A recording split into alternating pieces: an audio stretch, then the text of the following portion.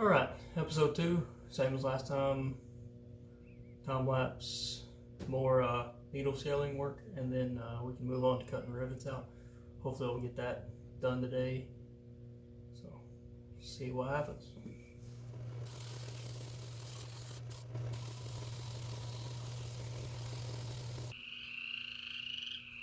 Okay, got the frame needle scaled for the most part, outside at least, and all the cross members. So I'm gonna go ahead and start cutting rivets out and get the air chisel and pop some of those out. Get the cross member out, the center cross member here. This will get replaced with the cross member to hold the shocks, coilovers, and then leaf springs have to come off. So the front one's easy, it's just bolts. The rear one's got rivets, so it's gonna be a fun time.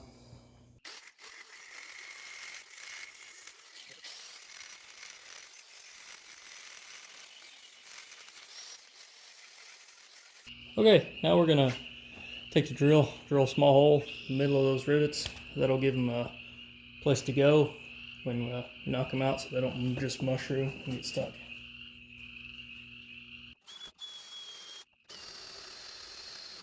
All right, we're on jack stands now. No wheels in the way. Let's get this drilled out. Okay, bottom ones are a little more difficult. Let's see if we can reach it. Oh, maybe. Okay, let's disconnect the sway bar.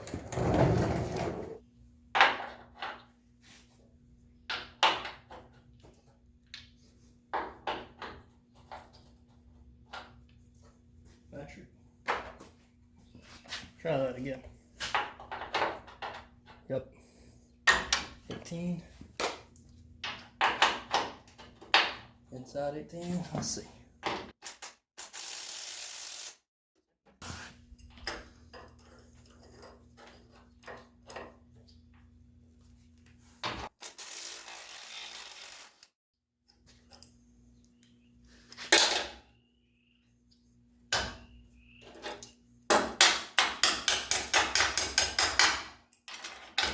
Hammer, pry bar. It's an all-in-one tool.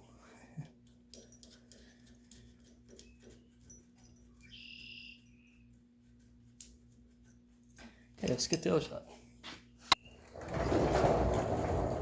Okay, back underneath. Let's try that again.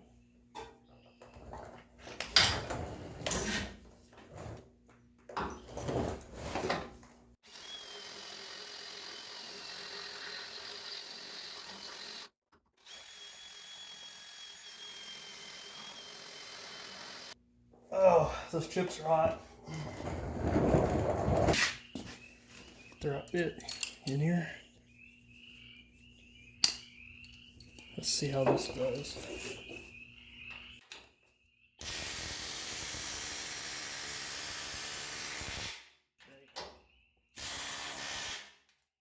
Oh wow.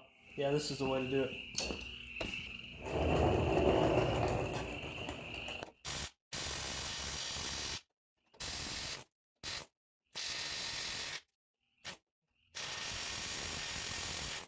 Let's see if this helps.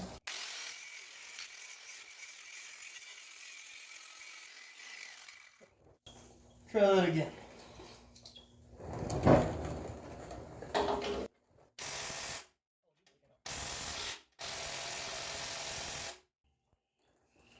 Doesn't want to go all the way through, but it's out.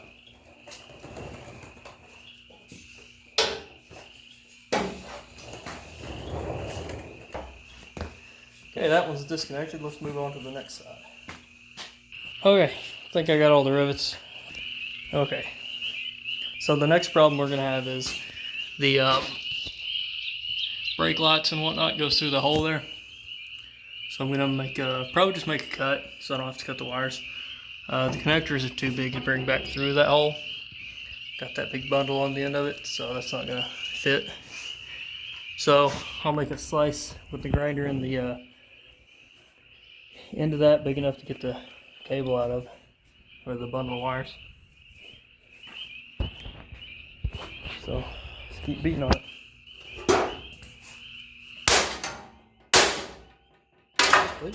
Yeah, we're loose now. Yeah, that's it. Get this side out. Yeah, there it goes. Oh. Go over there and make that cut. Okay. Slice here. Slice here. That should get that out. Let's do it.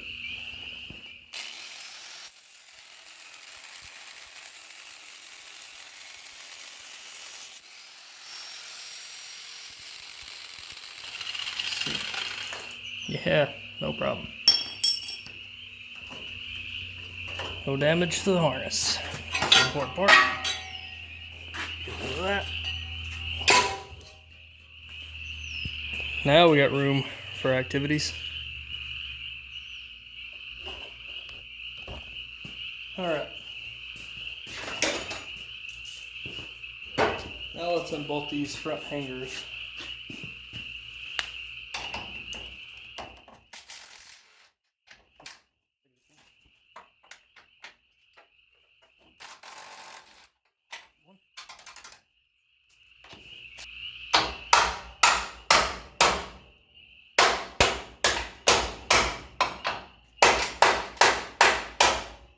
There's some weight on this. I guess I should maybe throw a jack under it.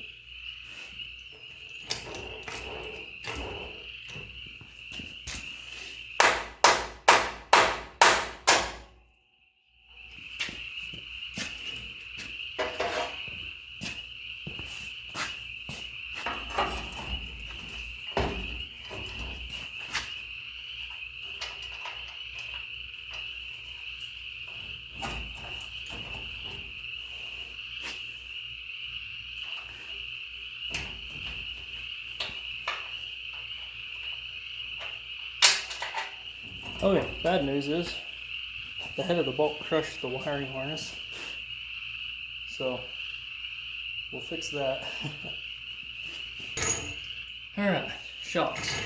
Gotta get the shocks out. So shocks are 3 rivets to get the shock mounts out. You can actually see where it's almost rusted through right there. It's because they hold dirt and moisture. And that will allow me to drop the rear end on the ground.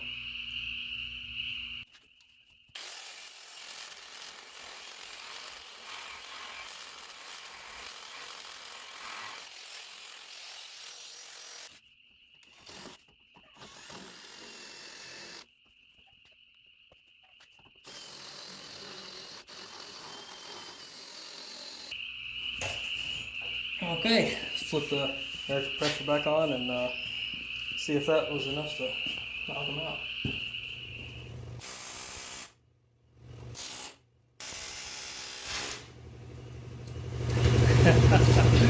Look at that. Yep. All the way through there.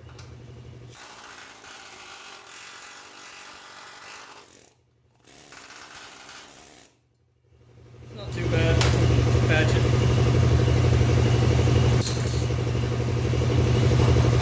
Okay, I got that.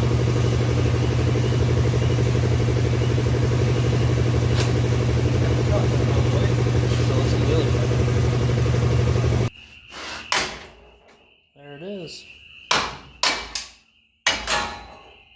Alright. Back to shock mounts.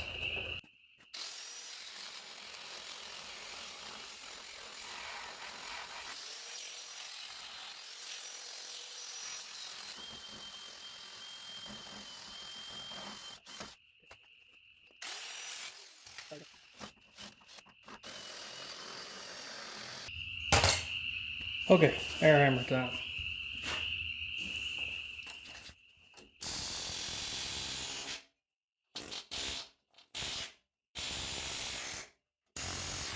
Yeah, there it is. Let's see if this side is as thin as the other.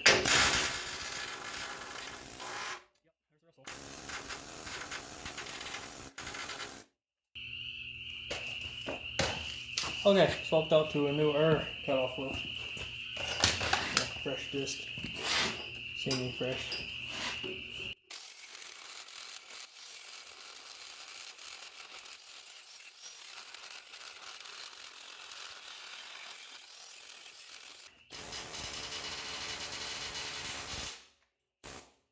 One more. And she'll probably fall down.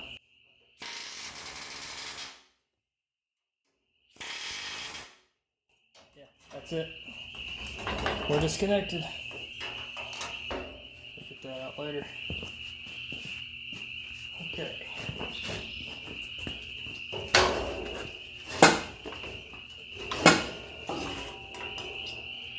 Yep, that's this side done. This is the Flexomatic, or whatever they called it. So you can see it has a two-piece design here. Shackle and your Flexomatic thing. So when you load the truck down, normally it'll ride like that, but when you load it down, it'll contact the spring down here. And that causes it to ride a little stiffer, so when you got a heavy load, handles slightly better. Not better enough though, because I got rid of that design. On to the next side.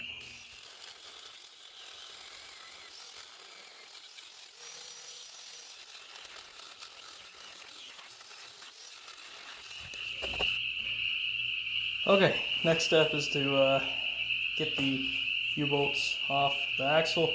Then we can just lift the springs off of the axle.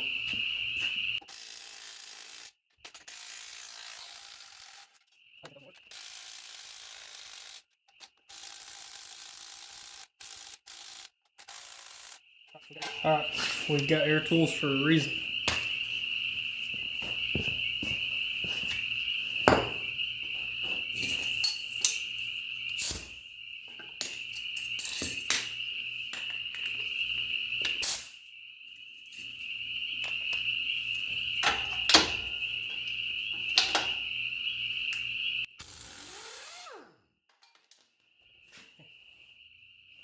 Much better.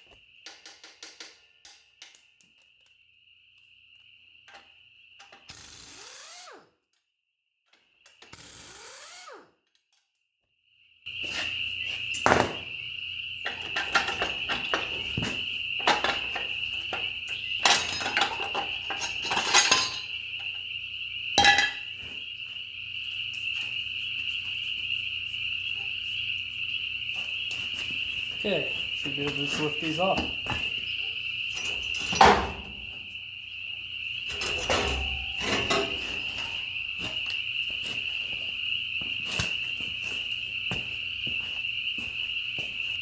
Could get the shock off. Let's get the shock off on that. It's a good idea.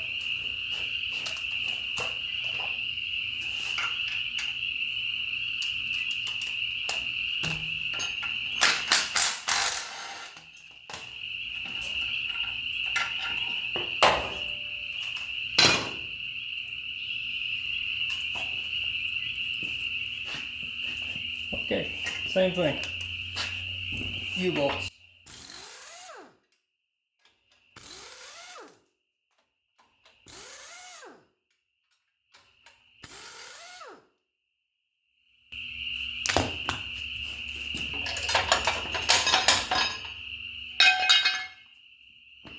Bye-bye spring.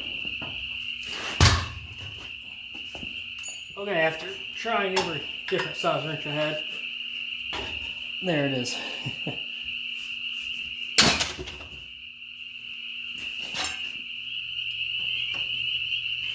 Okay, now that all the brackets are off of it, we're gonna get the needle scaler, go over the little places in this, and maybe hit the inside of the frame a little bit.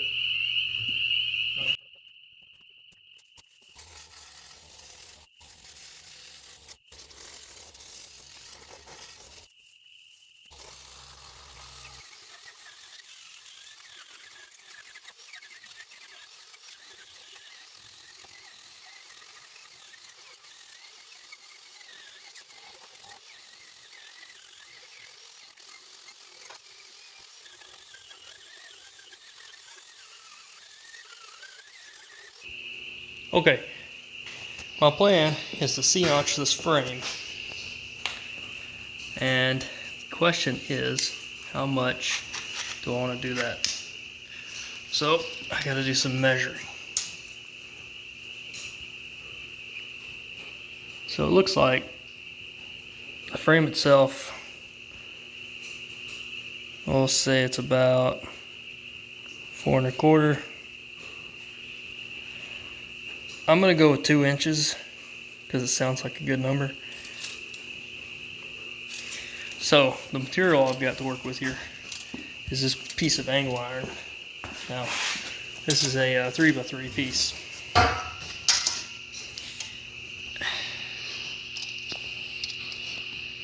And it's about 1/4 inch thick. So I'll most likely cut some flat pieces off of it and then make my C-notch shape, cut out much as I think I need there on the frame, which the axle itself is about 3 inches diameter. So we'll probably just go from these 2 indentions here in the frame. So it's like 5 inches apart. We'll go from there to there, 2 inches up, and somewhere in there I'll put an angle. So it'll be a flat piece about 4 inches long, and then an angled piece going down like that on both sides. And that should give me a good C-notch. So then on the inside, I'll have to box it in, basically.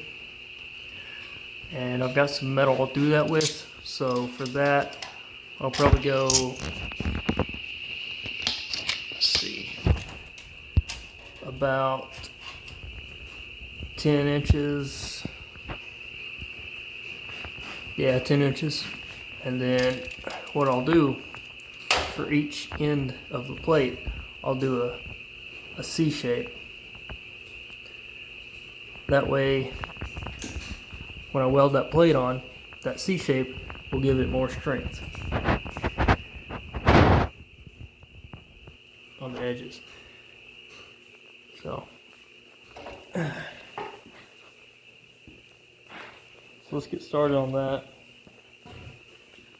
I think the first thing I'm going to do is take the remaining bump stop off there. The other side's already missing. Then I'll get to cutting the frame out where I think it needs to be C-notched, and we'll go from there. Okay, here's what I got. So I drew that up semi by hand, semi measured, and then I made me a little template. So I'll go on the other side and slap this on the frame rail, this side facing out. That way it matches front to back. It'll be symmetrical. So let's do that.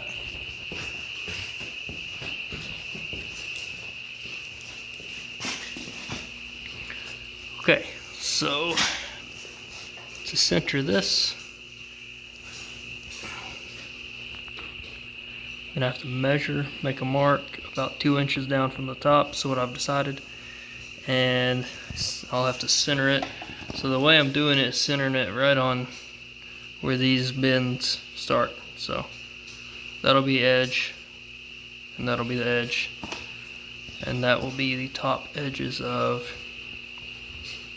my template. So get a measure tape, we'll do that. Okay, got the area marked out on both sides, so let's do some cutting.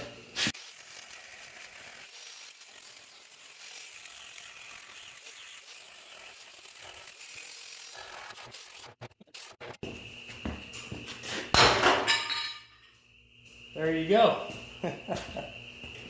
That's a C-notch.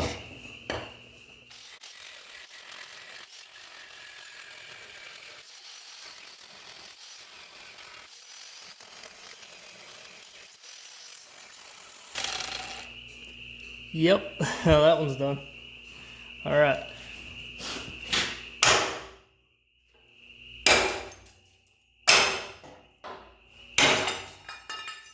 it is. All right, ready for new metal.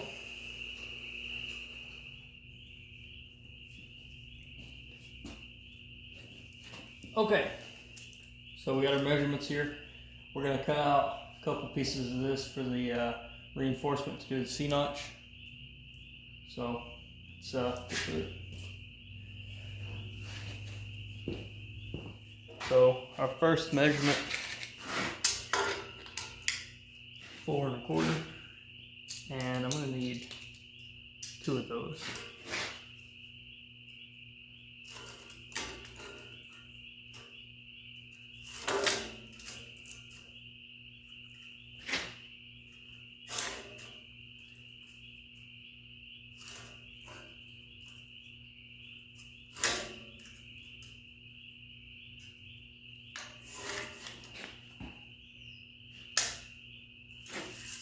Okay, next one's 2 3/4.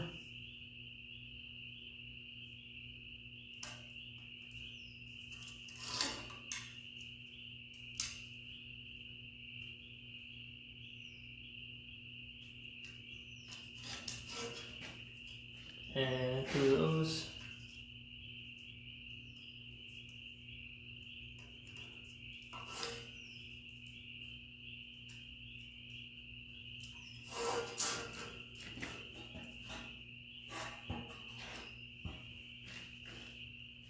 Two and a half.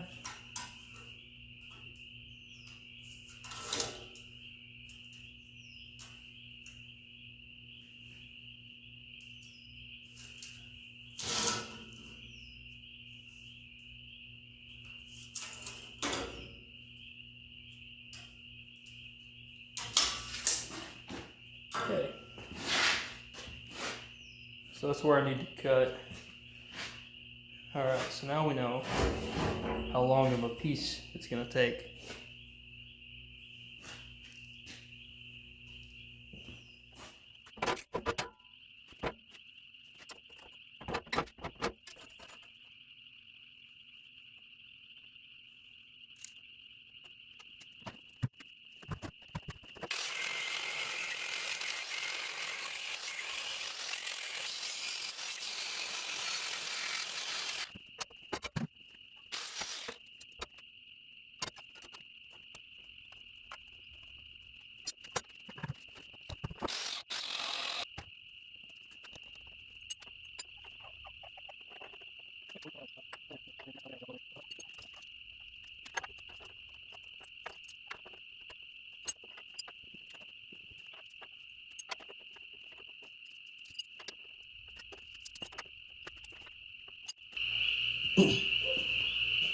Okay, got the welder set up.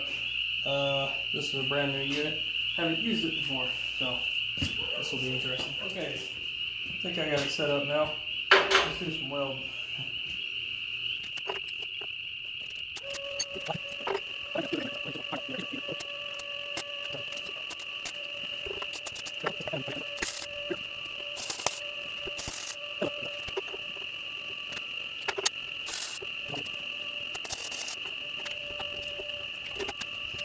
Okay, today we're going to make the box portion of the frame to box it in.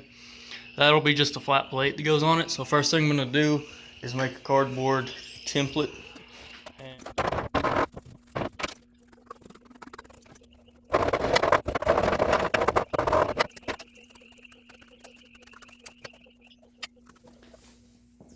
Okay, that's pretty much it. So the problem here though is I need it to be longer out this way and that way. Didn't think about that when I cut the piece of cardboard out. But I'll get the end pieces made, tape them on, and go from there.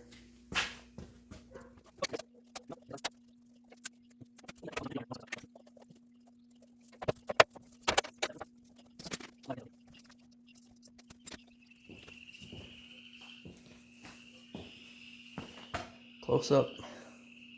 Turned out pretty good. That's what I was talking about with the round shapes to go on there to make it stronger. Fish mouth or whatever they call it.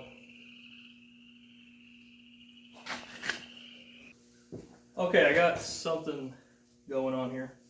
It's got some crazy bends in it, but it should do the job. It's pretty close. What I'll do is weld it in, and then use a hammer. I'll tack it in the places that it fits, and then use a hammer to beat it into place, and then weld the spots that fit until eventually I've got it all the way around. I'll start with the top because that's the one that fits the best. Go around the bottom. Needs to be hammered in a couple spots. So let's get the welder set up and do that. Alright, almost forgot. Before I MIG that on there, I've got to stick weld the rest of the inside of this. So I'll do that real quick and then switch to MIG.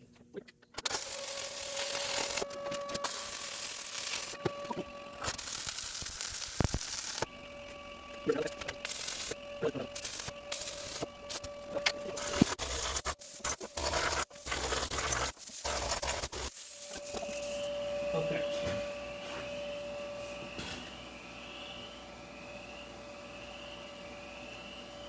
Inside of this one looks okay, but I'm gonna hit this side one more time on the outside because I don't like how that weld looks. So we'll just cover it up.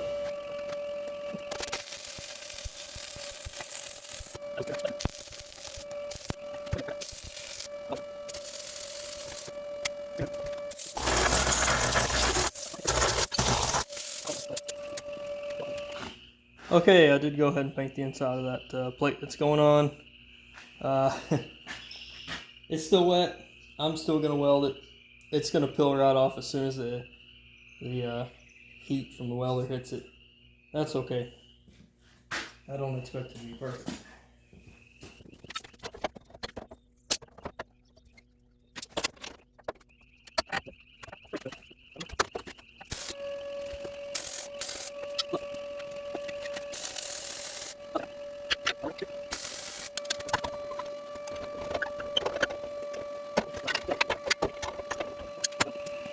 Okay, filled up my SD card. Stopped recording on me there. But I got that corner done. Was able to get the clamp on it. I gotta go underneath and tack it, hammer it, tack it, hammer it. Eventually I'll get all the way around.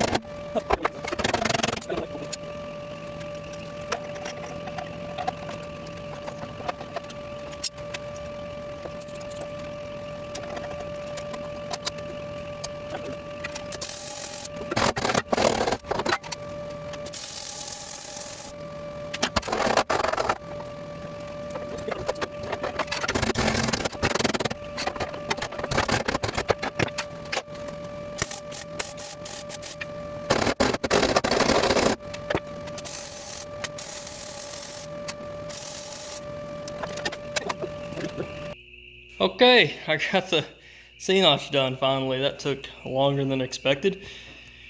It is done now though, so just ignore the welds. I did grind a little bit, clean them up, but they don't look good, but they will hold.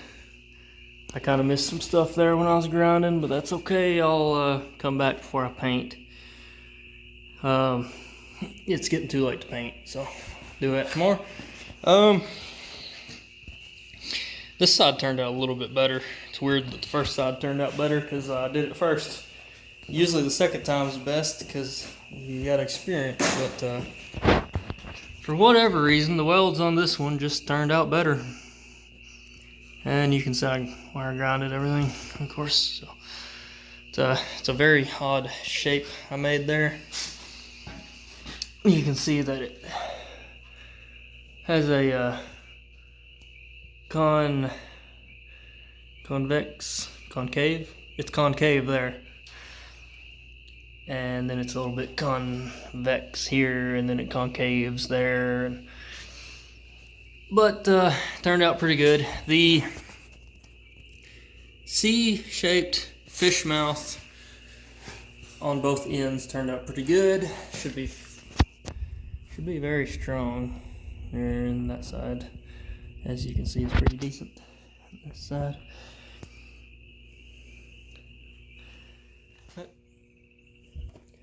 Okay, today we're going to be painting the frame. First thing I'm going to do is spray the frame off with an air hose, get all the dust off of it. Then I'll take some acetone, wipe it down, and it'll be ready for paint. So we got this self-etching primer. That should work pretty good on the rusty metal. And then I'll coat it with Rust-Oleum, not sponsored, Reform and Seal. So that should give me a pretty sturdy coating that'll last a long time. Should be pretty durable. I've used that Reform and Seal on a couple other things, and it holds up pretty decent. So we'll see how it does on the frame. That's what it's made for. So let's get to it.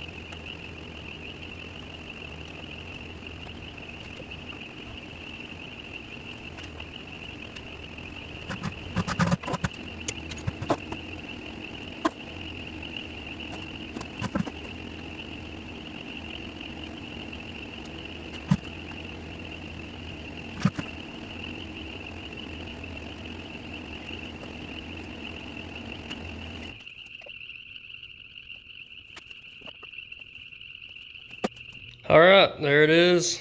The frame is painted and it looks pretty good. That stuff will dry as a matte black. But it turned out really good. I did grind the welds down. I didn't film that before painting and all that. And I did also go over a couple places with the wire wheel again. So just to make it as best as I could. Anyway, that is it for this week's video. Make sure to like, share, and subscribe, and I will see you guys next time.